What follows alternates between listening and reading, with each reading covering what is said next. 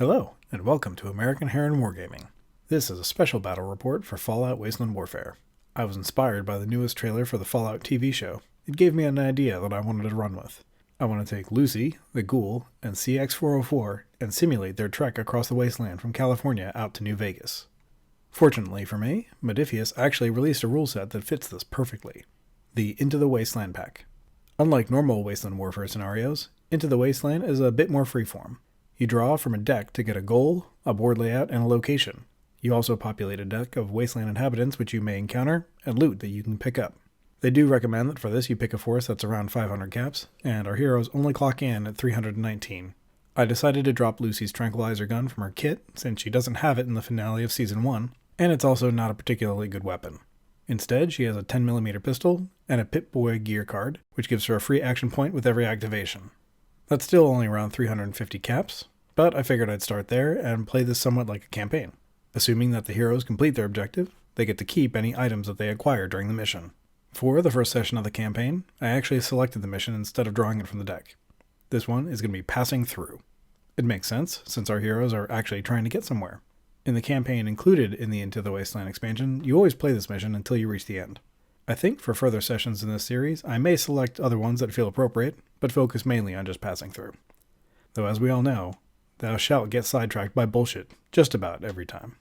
I did randomly draw a battlefield size and shape card, limiting to just the ones which are 4 segments. Then I drew a setting card, which ended up being a town. These cards dictate what sort of items and enemies should be included in the Wasteland deck. In this case, everything is about equally likely, but there are a few extra clothing items thrown in, but no power armor. Next up was to set up the board. I built out this L shape, knowing that my folks needed to get from the top side to the bottom right corner. I set up the terrain to look kind of like a ruined town street, and in that case, the L shape for the board kind of made sense. Perhaps there were some other ruined buildings blocking off that entire top section that we had to go around. Then, the heroes arrived. I should probably actually do that later, but I did want to get them on the table before it started getting filled up with all the wasteland accoutrements. Next up were the investigation markers. Half of them are blank, and the other half have items. It's based on the size of the board, +2 for the passing through objective. These don't quite work like other investigation markers. You have to move up to them to determine if they have items. Then I place the markers for the wasteland inhabitants, represented by these Nuka-Cola caps. When one of my models is within 2 greens and line of sight of one of these, we check to see what they have encountered in the wasteland.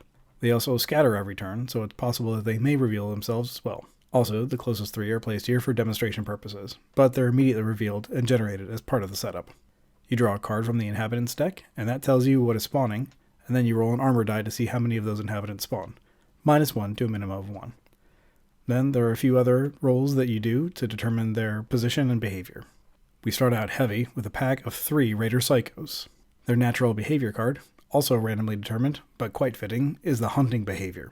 But since they're starting within line of sight, I think that basically means that this is the inciting conflict for the scenario, and they're going to go directly to hostilities. The next marker was a single dog, who turns out is fleeing something. At least it's not aggressive towards us. However, if it gets startled, it may turn hostile.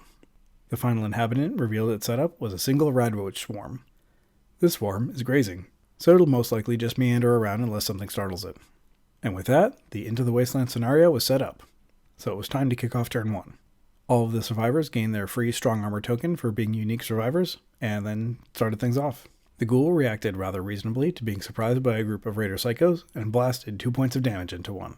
His second shot took the Psycho fully out and generated an action point, which the Ghoul can use for an additional attack. However, he didn't trigger the Bloody Mess perk. Shame. For his quick action shot, I unfortunately got this one wrong. I thought it was a miss because of both cover and a quick action. However, the Ghoul doesn't suffer the -2 penalty for quick action attacks, so it should have been a hit blowing 2 damage straight past armor. I'll make sure to remember that next time though. The remaining Psychos were not deterred by the loss of their comrade. The first one to activate slammed into Lucy and hit her for 2 points of damage. One of those got absorbed by her strong armor token, and the other one got through. CX-404 charged the other Psycho before they could gang up on Lucy, and she got 2 damage through with her bite. Outside of the developing melee, the fleeing dog made its way towards its target destination. Lucy activated next, and not wanting to risk taking a parting shot from the Psycho, opted to use her pistol in close combat. Her first shot actually hit, though one of the damage was blocked by armor. The second one also hit amazingly. Unfortunately though, all the damage got blocked. On the other side of the board, the radroaches scurried. The final Psycho activated, hitting 404, but the damage was fully absorbed by her furry armor. Unfortunately, the next one also hits, and there was no armor luck this time around, which wrapped up turn 1. There's no turn limit for Into the Wasteland scenarios. It just goes until success or failure, which kicked off turn 2.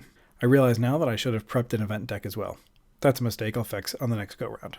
I figured CX404 had the best chance of dropping her target, so I let her go first. She took a chomp, but crit failed. Fortunately, the Psycho's prepared counterattack also crit failed. 4's second attack was a critical success, dropping the Psycho and giving her an action point to boot. And since she'd taken out an opponent in melee, she got to heal 2 points of damage as well. Nice. Then she used her quick action to move into the melee with the remaining Psycho. It wasn't a charge, since her card only specifies movement as an available quick action, not the move charge combo that other dogs have. I guess she's a little more reserved and only charges on her own turn. Either way, it means that Lucy is now safe to retreat from combat without taking a parting swat. The first AI character to activate is the random dog, who makes it to their first target point. Lucy was up next, and got a shot through in melee and landed both damage, leaving the Psycho with only 1 left. Her second shot was a crit fail though, so she used her action point from her pit point to disengage before she caught another pipe wrench to the head. The Psycho wheeled around and smacked a point of damage onto CX404, and followed it up by a big 3 damage hit, leaving 4 with only 2 left. "Quit playing with your food, dog," mumbled the Ghoul as he headed off to check out an investigation token.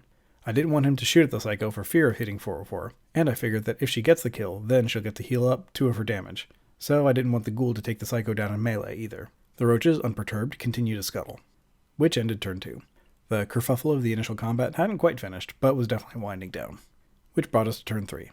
Or, more accurately, it reminded me that I was supposed to be scattering the other inhabitant markers at the end of each turn, so I did that twice just before starting the next turn.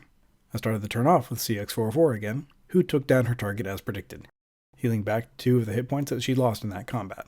Since she'd gained an action point from the star result in her attack, she got to move, and then quick move to take point into the next section of the board. The roaches were up next and scuttled into a junk pile, searching for goodies. Lucy triple moved up, making a beeline for the next investigation marker, and the other dog started its journey to its next target destination. The Ghoul moved up and took a shot at the rad roaches. It was a heavy 4 damage hit, but I gave them cover for some reason, so that negated 2, which wrapped up turn 3. Bit of a quiet one this time around. While scattering the inhabitant markers, one of them popped around the van, putting it in line of sight of Lucy and the Ghoul, so it was time for a new spawn. Yes, indeed it was. You actually need to roll blue die first. On a mushroom cloud result, the marker is actually a dud and nothing spawns. Another big spawn with 3 raider scavers dropped onto the field. They must have been looking for their Psycho compatriots, which is how we kicked off turn 4. The Ghoul started things off with a critical hit, which was fully blocked by the scaver's armor. The second shot punched through though, since bottles give extra damage with his pistol. As the first scaver activated, I wasn't sure how they should react to the other dog, which is their closest target. The rules say that different groups aren't friendly to each other, but since the dog is fleeing, I didn't want it to be a guarantee that they could target it. So I left it up to a die roll, and thus the die was cast that they would treat the NPC dog as hostile. The first scaver's first shot hit, and broke all the poor pooch's armor. Their second shot was a repeat of the first, leaving the dog with only a single HP left. Lucy attempted to exact some revenge for the dog, but even with her okie dokie bonus, she missed the shot. And the second, which was a real shame because both of those would have been 4 damage hits, which can really get some work done. The rad roach swarm, upset at being shot at, charged into the Ghoul. However, they only do rad damage, which he's immune to, so I didn't even bother rolling for the attack. CX404 countercharged the roaches and rolled a hold salad of dice, taking them out, healing 2 HP for the kill, and generating a pair of action points. The first one was moved for a quick move up, and the other one was used for a prepare action. The injured scaver was up first and missed their shot, perhaps distracted by the new holes in them courtesy of the Ghoul. Then CX404 reacted by charging into him. His reaction to 4's reaction was a shot into melee, but it was a wide miss. His second full action shot was a hit, dealing 2 damage to 4. The third scaver took a shot into the combat in front of them, successfully hitting CX404, their target, and getting a point of damage through. The second shot also hit, and hit CX404, but fortunately her armor blocked the damage. Fleeing with even more urgency than they were before, the other dog took off towards safety. And that finished up turn 4. Quite a bit more activity this turn than the previous one for sure. As the Wasteland inhabitant markers scattered, one of them ended up in range of CX404. So, running the generator, we ended up with a Brahmin. It was just traveling around, retracing its steps of its normal run, sans a master, which moved us into turn 5.